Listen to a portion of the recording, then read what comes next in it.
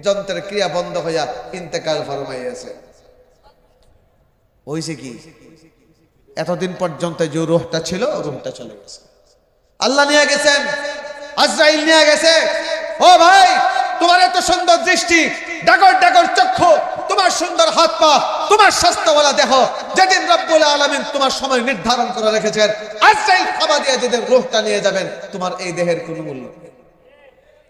নিজের সন্তানকে তাড়াতাড়ি কবর দাও, তাহলে ফচ্চা গন্ধ ছুটবো। জোরে বলেন ঠিক না? ঠিক। এখন আসেন, আমরা দেহ রূপ বেদি হয়নি। চাচা পত্রিকা পড়তেছে, চশমাটা লাগাইয়া, হঠাৎ করে ভূমিকম্প হয়েছে,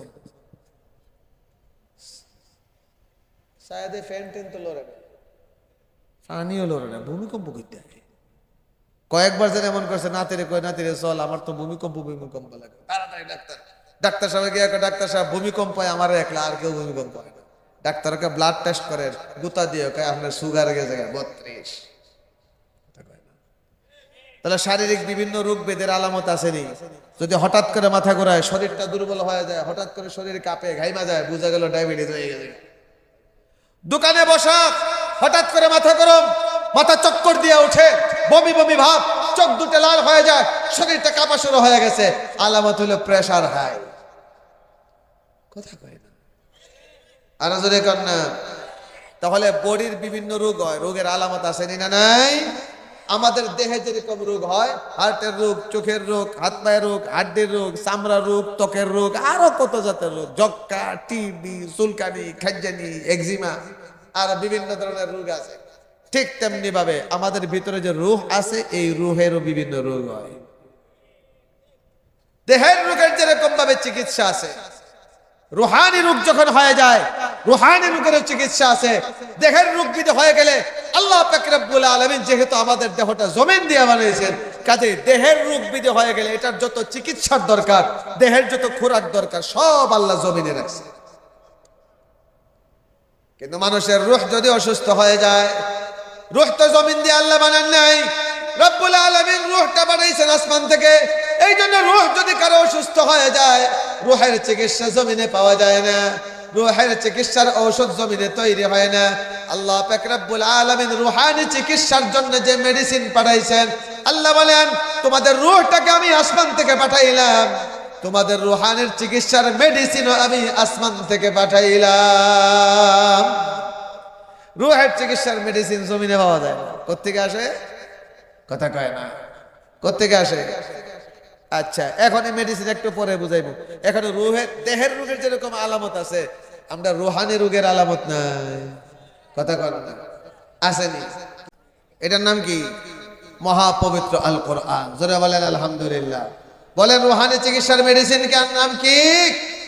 এই কথা আল্লাহ কোরআনে বলতেছে, وَنُنَزِّلُ مِنَ الْقُرْآنِ مَا هُوَ شِفَاءٌ وَرَحْمَةٌ لِّلْمُؤْمِنِينَ وَلَا يَزِيدُ الظَّالِمِينَ إِلَّا خَسَارًا।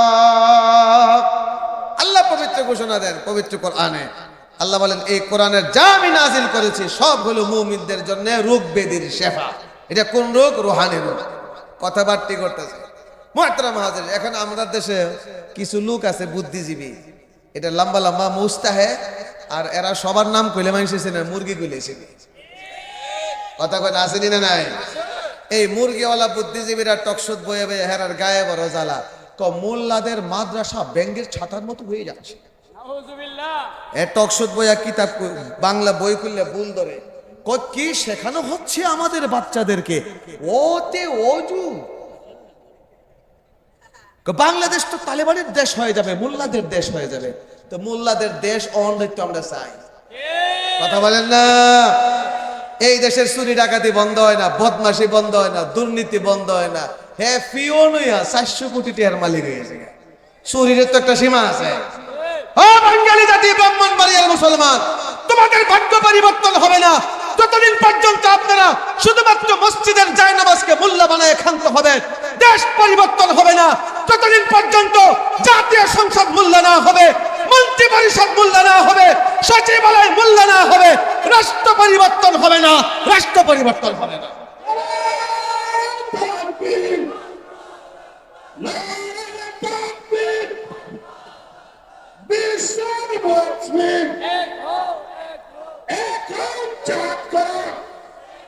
মুহতারাম হাজরিন,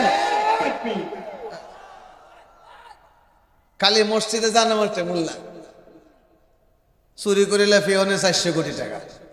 খোদার কসম করে বলি, যদি আপনার অর্থ মন্ত্রণালয়কে মোল্লা বানাতে পারেন, শিক্ষা মন্ত্রণালয় মোল্লা বানাতে পারেন, বাংলাদেশের সংসদ আর সচিবালয় মোল্লা বানাতে পারেন, 1 টাকার দুর্নীতিও বাংলাদেশে হবে না।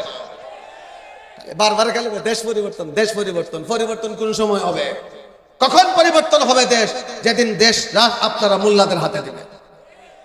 মুহতারাম হাজরিন, এই বুদ্ধিজীবীরা এরা ওযু লিয়া বড় সমস্যা আছে। আচ্ছা বলেন তো, ওযু করলে মানুষ পবিত্র হয় না নাপাক হয়? কথা কয় না। কাজে যাদের চরিত্র পবিত্র, যাদের আখলাক পবিত্র, যাদের শরীর পবিত্র, এরা ওযুকে অপছন্দ করে না। যারা দিল পবিত্র অপবিত্র হয়ে গেছে, যাদের চরিত্র অপবিত্র হয়ে গেছে, যাদের চিন্তা চেতনা অপবিত্র হয়ে গেছে, এরাই ওযুর বিরোধিতা করে, ওযুর বিরোধিতা করে। এখন এরা দেশে মাদ্রাসা বেড়ে গেছে, আমি তো হিসাব করে দেখি মাদ্রাসা আরো বেশি দরকার। কেন? কারণ রাষ্ট্রের জনসংখ্যা বেড়ে গেছে, এই জন্য বিশেষজ্ঞরা বলে আরো বেশি ডাক্তার বাংলাদেশে দরকার, পর্যাপ্ত। এখন ডাক্তার তৈরি হয় কোথায়? মেডিকেল কলেজে। আগে কয়েকটা medical college, Dhaka medical college, Sylhet Osmani, Barisal medical college, Mymensingh medical college, Rangpur medical college. এখন বাংলাদেশে সরকারি বেসরকারি অনেক মেডিকেল কলেজ হয়েছে, এরপরও বিশেষজ্ঞরা বলে আরো দরকার। জনসংখ্যার হার অনুপাতে এখনো পর্যাপ্ত ডাক্তার হয় নাই। ও আমার ভাইয়ারা, মানুষ যেমনি ভাবে আমাদের দেশে দেহের দিক থেকে অসুস্থ হয়, রুহানি ভাবে মানুষ অসুস্থ হয়, এই সমস্ত যারা রুহানি ভাবে অসুস্থ হয়ে পড়ে, এদেরকে কোনো ডাক্তার চিকিৎসা দিতে পারে না। এদেরকে একমাত্র মেরাজুল ব্যক্তিরাই চিকিৎসা দিতে পারে।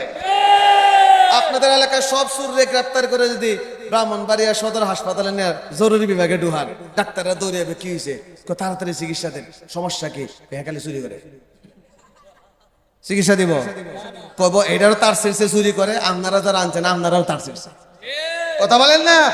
আরে হাসপাতালে চোর ভালো হয় না, কিন্তু খোদার কসম, যদি কোনো চোরকে ভালো করতে হয়, না জানি মেরাজুল হক সাহেবের হাত ধরে কত চোর তওবা করে ভালো হয়েছে, না জানি মুফতি নুরুল্লাহর হাত ধরে কত টাকা তওবা করে ভালো হয়েছে, না জানি বড় হুজুর রহমাতুল্লাহর হাত ধরে কত বদমাশ তওবা করে ভালো হয়েছে।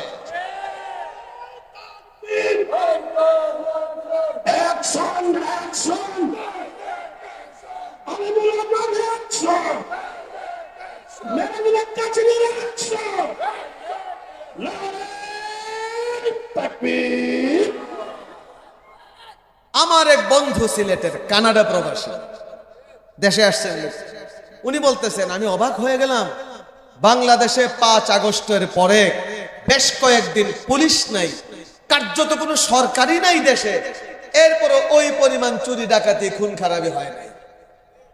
5 আগস্টের পরে কয়টা ডাকাতি আপনাদের হয়েছে না? যেমন না, বিচ্ছিন্ন ঘটনা আছে, কিন্তু ব্যাপক খুন খারাপি ব্যাপক না।